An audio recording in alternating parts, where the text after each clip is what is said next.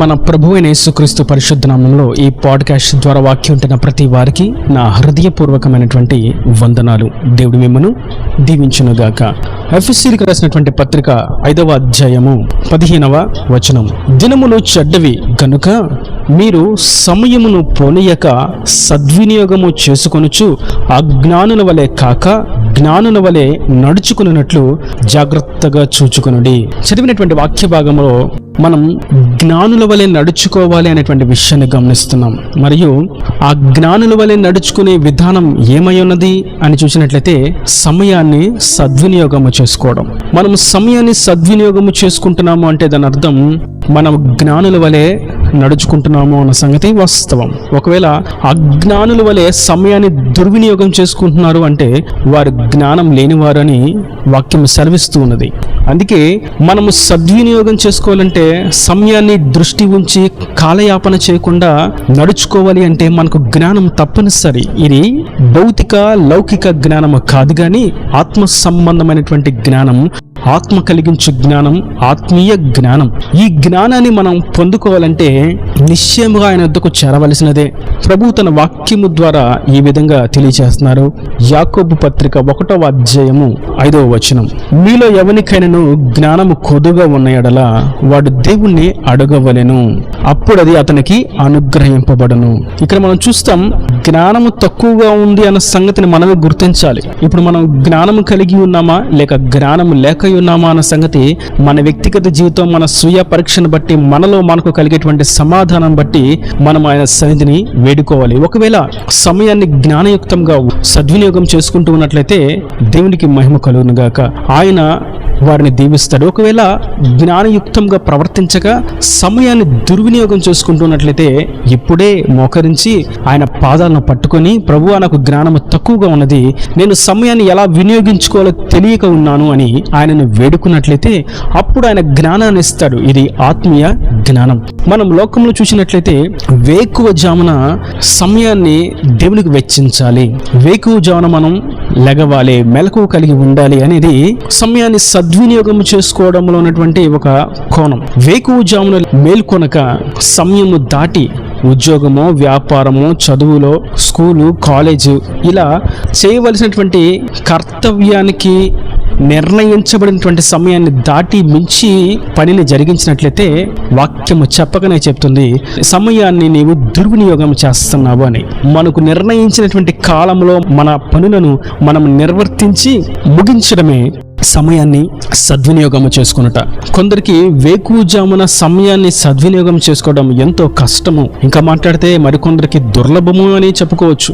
కారణం వారు నిద్రావస్థతోనూ మత్తులై నిద్రను జయించలేక అజ్ఞానుల వలె సమయాన్ని దుర్వినియోగం చేసుకుంటూ ఉంటారు. కానీ వాక్యం సెలవిస్తుంది, మీకు జ్ఞానము తక్కువగా ఉన్నట్లయితే అడగండి, మీరు సమయాన్ని సద్వినియోగం చేసుకునేటువంటి ఆత్మ జ్ఞానమును నేను మీకు అనుగ్రహిస్తాను. ఎందుకంటే ఈ దినాలు చెడ్డవి.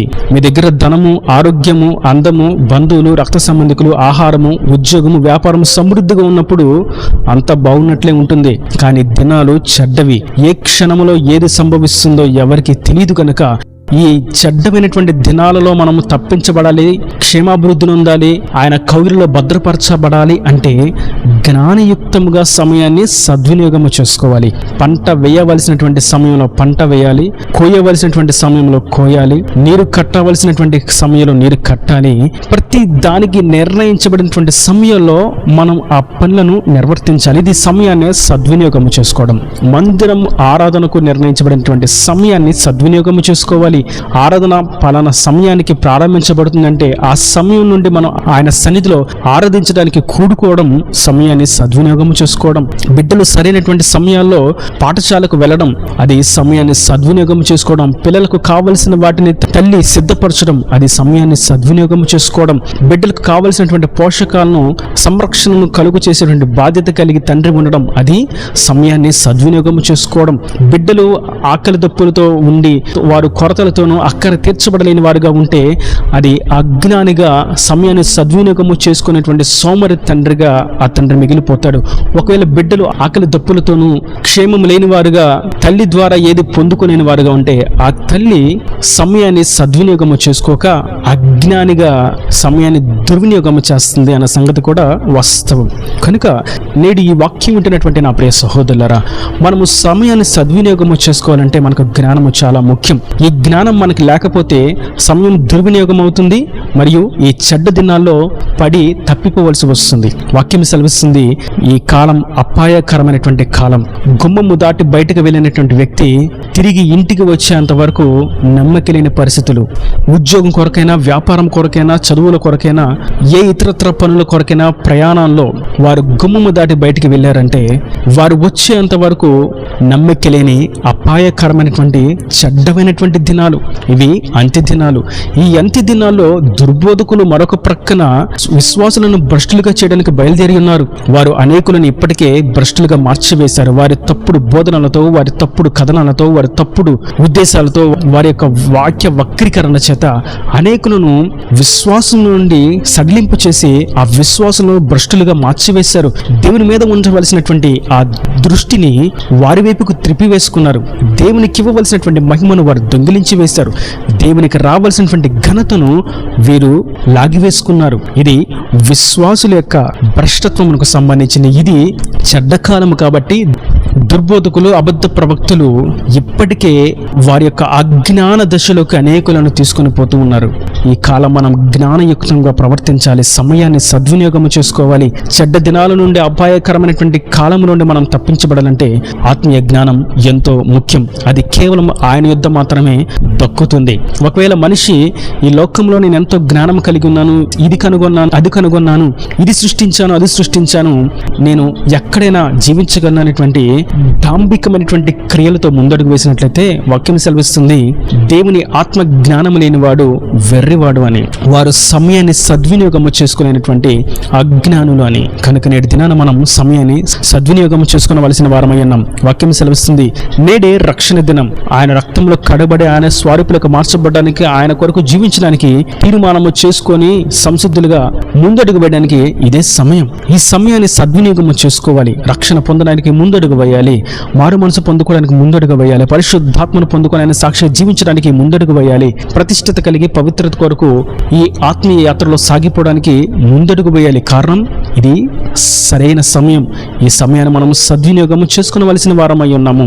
ఈ చెడ్డమైన అపాయకరమైనటువంటి దినాలు మనిషిని కృంగిదడానికి, మింగివేయడానికి అపవాది ఎంతో ప్రయత్నం చేస్తున్నాడు. గర్జించే సింహం వలె ఎవరిని మృంగుదుమా, ఎవరిని నరకానికి త్రోసివేయుదుమా అని వాడు ఎంతో ప్రయత్నం చేస్తున్నాడు. కనుక ఈ చెడ్డ దినాల నుండి మనం తప్పించబడాలి అంటే, ఈ లోక భ్రష్టత్వం నుండి మనం తప్పించబడాలి అంటే మనకు ఆత్మీయ జ్ఞానం ఎంతో ముఖ్యం.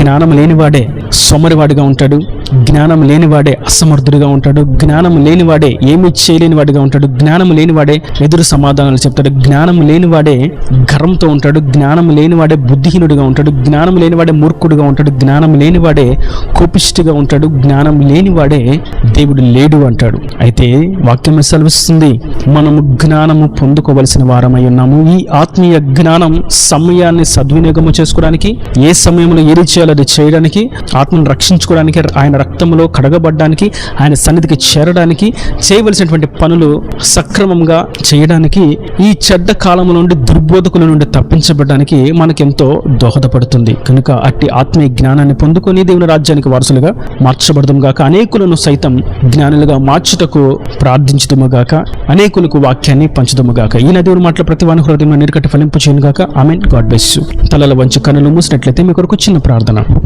ప్రేమ స్వరూపి కరుణ కటాక్షం గల తండ్రి, నా ప్రభు వాక్యం ప్రతి వారిని మీరు నిండాలుగా దీవించండి, ఆశీర్వదించండి తండ్రి. దినములు చెడ్డవి, మీరు సమయాన్ని పోనీయక సద్వినియోగం చేసుకోండి, జ్ఞానుల వల్ల ప్రవర్తించండి అని మీరు సెలవిచ్చారు. ఒకవేళ జ్ఞానం తక్కువగా ఉన్నట్లయితే మీరు నన్ను అడగండి, నేను మీకు ఆత్మీయ జ్ఞానాన్ని ఇస్తానని మీరు సెలవిచ్చారు. నా తండ్రి, మీరు పలికినటువంటి నీ అమూల్యమైనటువంటి వాక్కులను బట్టి నీకు స్తోత్రం. వాక్యం ప్రతి బిడ్డ సమయాన్ని సద్వినియోగం చేసుకున్నట్లుగా, దుర్బోధకు నుండి, చెడ్డ కాలం నుండి తప్పించబడినట్లుగా, చురుకుగా ఉన్నట్లుగా, సమయాన్ని సద్వినియోగం చేసుకునేటువంటి ఆత్మీయ జ్ఞానాన్ని పొందుకున్నట్లుగా మీరు కృప దయచేసి వారి యొక్క ప్రతి అవసరతను అక్కరుని మహిమలో తీర్చి నీ రాకడ రాజ్యాన్ని సిద్ధపరచమని యేసు పరిశుద్ధ నామమున ప్రార్థించి వేడుకుంటున్నాను తండ్రి. ఆమేన్. ఆమేన్.